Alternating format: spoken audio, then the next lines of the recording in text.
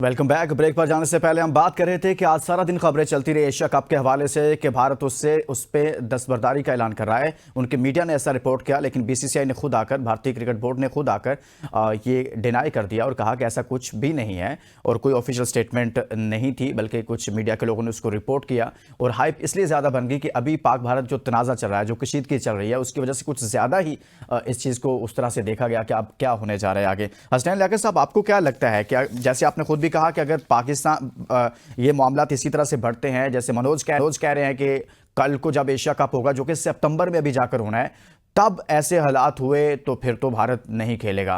तो आप क्या समझते हैं कि ऐसे ही हालात हुए, यानी कि सितंबर में ऐसे हालात हुए, तो पाकिस्तान को भी ऐसे ही करना चाहिए, या पाकिस्तान को कहना चाहिए नहीं नहीं आए, खेलें, बैठें, बात करते हैं, ये रिटर्न फॉर्म में कुछ कर लेते हैं, ये तय कर लेते हैं, या पाकिस्तान को कहना चाहिए बस भाई इनफ इज इनफ? देखिए, भारत के जितने ज़्यादा स्टेक्स हैं, भारत की जितनी ज़्यादा उनके स्टेक्स लगे हुए इस एशिया कप में भी ना, वो पाकिस्तान के लेवल पे नहीं है। आप अभी भी देख लेंगे तो ब्रॉडकास्टर्स का ताल्लुक भारत से है। आप बड़े बड़े उनके ब्रॉडकास्टर्स देखेंगे, उन्होंने बिडिंग की हुई है ऑलरेडी एशिया कप की, राइट्स खरीदे हुए हैं, एयर टाइम खरीदा हुआ है। सो लुकमान साहब, अगर भारत ये काम करता है तो मेरा ख्याल है कि जिस तरह से उन्होंने पिछले दिनों अपना नुकसान किया बहुत ज़्यादा, तो वो आगे भी जाके अपना ही नुकसान करेंगे। पाकिस्तान को क्या, पाकिस्तान वैसे भी जाके आपसे श्रीलंका में खेलना था, गेट मनी आपको जानी थी, सारी चीजें आपको जानी थी। ब्रॉडकास्टर्स ने जो पैसा लगाया था वो सिर्फ एक मैच से पैसा बनता है, वो पाकिस्तान और इंडिया का मैच है।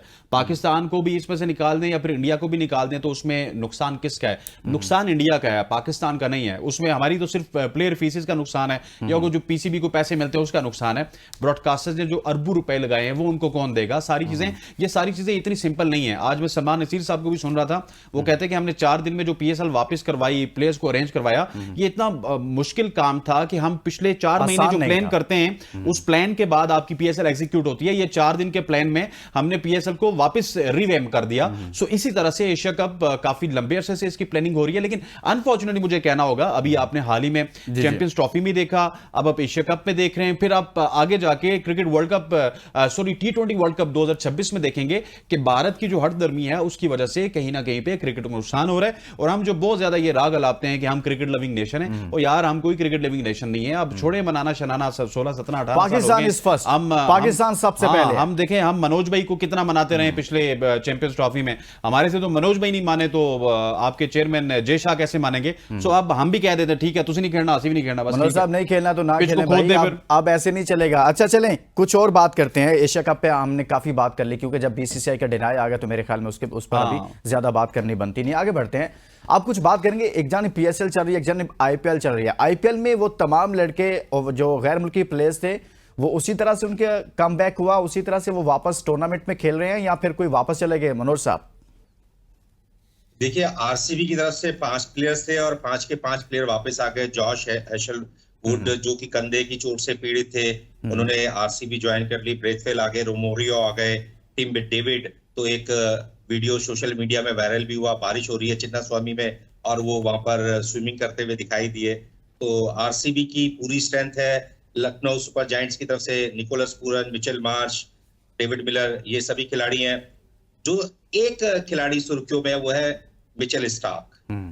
उनको क्रिकेट ऑस्ट्रेलिया ने रोका है, चूंकि उन्होंने WTC का फाइनल खेलना है, उसकी तैयारी के लिए। और मिचेल स्टार्क को इसलिए रोका है, मैंने भी सोशल मीडिया में पढ़ा कि क्रिकेट ऑस्ट्रेलिया चाहता है कि वो आईपीएल की इस गर्मी में फटीग का शिकार ना हो जाए, अपने आप को बचाए रखे।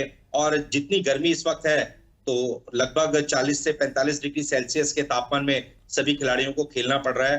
हालांकि सभी खिलाड़ी अच्छे दमखम के साथ परफॉर्मेंस दे रहे हैं। कहीं ना कहीं ऑस्ट्रेलिया की नजरें WTC के फाइनल पर है, दक्षिण अफ्रीका के विरुद्ध जो होना है, उसी को ध्यान में रखकर के मिचेल स्टार्क ऑस्ट्रेलिया में रुक गए हैं। और उन्होंने कह भी दिया कि नफा नुकसान देखना नहीं है, फिलहाल यहाँ पर फिटनेस देखनी है, और जो कि WTC का फाइनल है वो ज्यादा महत्वपूर्ण है, इसलिए वो नहीं आए हैं। बाकी सभी विदेशी खिलाड़ी यहाँ पर मौजूद हैं और खेल रहे हैं। आप स्कोर कार्ड देख करके समझ सकते हैं कि क्या उत्साह है, जोश है फॉरनर्स का आईपीएल को लेकर। जी हसनैन लियाकत साहब, आप क्या कहते हैं? जो पाकिस्तान सुपर लीग है उसमें जो गैर मुल्की प्लेयर्स से पीएसएल इंतजामिया सबको दोबारा से, यानी कि उस सारी कशीदगी, उस तनाव के बाद जो सूरत हाल डेवलप हुई, उसके बाद सबको वापस लाने में कामयाब हो गई है। जी डेफिनेटली, आप देखिए कराची किंग्स में टीम साइफर्ट वापस आ चुके हैं, जेम्स वापस आ चुके हैं, इसके अलावा डेविड वार्नर वापस आ चुके हैं। आज इस्लामाबाद यूनाइटेड में टेमाइल मिल्स को देख के बहुत खुशी हुई, फिर एलेक्स हेल्स वापस आए हैं। इससे पहले कॉलिन मनरो थे और उनके साथ साथ एक दो प्लेयर्स ऐसे थे जिनका प्रॉब्लम चल रहा था। मोस्टली जो न्यूजीलैंड के वो प्लेयर्स हैं जिन्होंने न्यूजीलैंड में आगे जाके सीरीज खेलनी है वो वापस नहीं आए, जिसमें डेरिल मिचेल एक ऐसा नाम है जिसका बहुत ज्यादा नुकसान मुझे लॉन्गर रन में कल के बाद आप देखेंगे परसों का जो क्वालिफायर या फिर एलिमिनेटर उसमें लाहौर कलंदर को नजर आएगा। लेकिन ओवरऑल जो रिप्लेसमेंट्स है वो काफी अच्छी हैं और उसमें आपको इंग्लैंड के प्लेयर्स भी नजर आते हैं, न्यूजीलैंड के प्लेयर्स भी नजर आते हैं, बांग्लादेश के प्लेयर्स भी नजर आते हैं और बहुत सारे प्लेयर ऐसे हैं जो कि आए। और स्पेशली इसमें क्रेडिट जाएगा कराची किंग्स को। कराची किंग्स बाजी लीग, और मैं आपको एक और खबर देता चलूं कोयटा ग्लैडिएटर्स के हवाले से।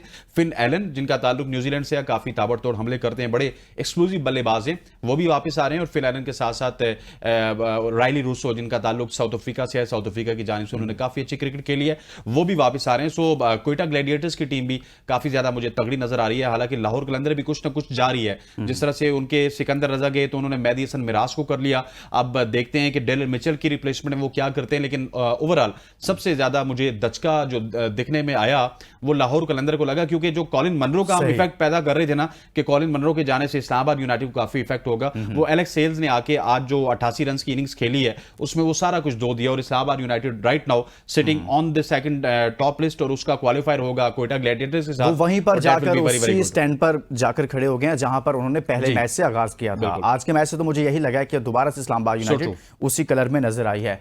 अच्छा मनोज, एक और अहम मामला है कि जब भारत में भी बहुत ज़्यादा क्रिकेट होती है, पाकिस्तान में भी बहुत ज़्यादा क्रिकेट होती है, आप चूंकि जाकर मुख्तलिफ इलाकों में वहाँ की लीग्स को वहाँ पर कमेंट्री भी करते हैं और पूरे भारत में मुख्तलिफ इलाकों में जाते हैं, जो टैलेंट आ रहा है भारत में, यही सवाल मैं हसनैन के सामने भी रखूँगा, वहाँ पर जो टैलेंट आ रहा है वो किस तरह का आ रहा है और किन इलाकों से आ रहा है? क्या शहरी इलाकों से ज़्यादा लोग आ रहे हैं या फिर देहाती इलाकों से ज़्यादा आ रहे हैं? क्रिकेट को लेकर कहाँ से टैलेंट आ रहा है वहाँ पर ज़्यादा? देखिए, आज के समय में हमारे माननीय प्रधानमंत्री श्री नरेंद्र मोदी जी ने डिजिटल इंडिया कर दिया है। जो इंटरनेट है वो सर इतना डिजिटल किया है कि फेक न्यूज की फैक्ट्री बना दिया है पूरे मुल्क को। फैक्ट्री नहीं कह दीजिए इसको, कि एक डेवलपमेंट ब्रांड सर, ब्रांड कह देते हैं हम उसको, एक सॉफ्ट नाम दे देते हैं। ये जो मंच है यहाँ पर अगर हम पॉजिटिव टॉक्स करें तो ज्यादा बेहतर है। चलें और ये भी पॉजिटिव थी ना सर, मैं तो आपकी ब्रांडिंग कर रहा हूँ। नहीं, वो आप सही कह रहे हैं। मेरा कहने का मतलब ये कि इस प्लेटफॉर्म पर अगर हम, आपने मेरे से सवाल पूछा तो मैं पॉजिटिव वे में जवाब दे रहा हूँ। तो जिस तरीके से हमारे यहाँ डिजिटलाइजेशन हुआ है, और अमूमन सोशल मीडिया में आप पिक्चर भी देखते हैं कि फ्रांस के राष्ट्रपति आए और यूएस के वाइस प्रेसिडेंट आए और पेटीएम से उन्होंने पेमेंट कर दिया, यूपीआई के थ्रू पेमेंट कर दिया। एक चाय वाला, एक रिक्शे वाला, हमारा एक जो लेबर है उसके पास भी पेटीएम मौजूद है, वो ऑनलाइन पेमेंट कर रहा है। तो जिस तरीके से डिजिटलाइजेशन हुआ उसका असर गांवों तक हुआ है।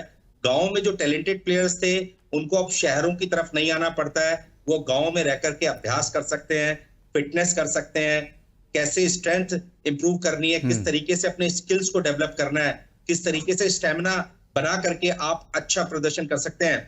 ये चीजें गांवों के युवा खिलाड़ियों तक थ्रू इंटरनेट पहुंच चुकी है।